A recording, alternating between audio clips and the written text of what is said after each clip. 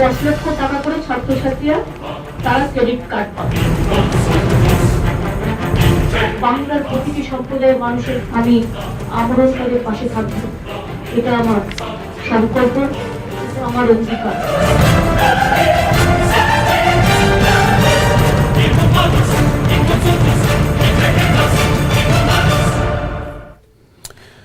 आदाब, मैं हूं इसाल आजम और आप देख रहे हैं कहकर ही मानेंगे। गरीबों को सालाना 6,000 रुपए, गरीब SC ST को सालाना 12,000 रुपए का वादा, तलबा को 4% इंटरेस्ट पर स्टूडेंट क्रेडिट कार्ड के जरिए 10 लाख रुपए तक का कर्ज, 1 साल में 5 लाख रोजगार पैदा करने का वादा। जी हां, मगरबी बंगाल असेंबली इंतखाबात के लिए ममता बनर्जी ने पार्टी का मंशूर जारी कर दिया है।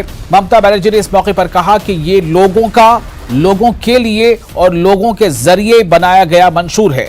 उन्होंने कहा कि यह मंशूर एक मजबूत बंगाल और मजीद खुशहाल बंगाल बनाने के लिए है, ताकि तरक्की का चक्का तीसरी मियाद में भी चलता रहे।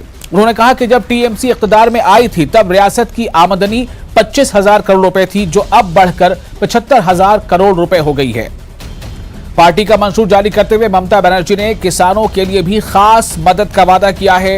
ममता बनर्जी ने कहा है कि इख्तियार में अगर आए तो किसानों को हर साल हर 1 एकड़ पर 10,000 रुपए की मदद दी जाएगी, और वहीं घरेलू खवातीन के लिए भी सपोर्ट सिस्टम की मदद का वादा उन्होंने किया है। तो इस तरह से ये जो ऐलान किया है उन्होंने वादों की शक्ल में, यानी टीएमसी वो अभी पहली पार्टी है जिसने बंगाल इंतखाबात के लिए लोगों के सामने, अवाम के सामने अपना मंशूर जारी कर दिया है कि अगर इख्तियार में आए तो हम अवाम के लिए क्या क्या करेंगे।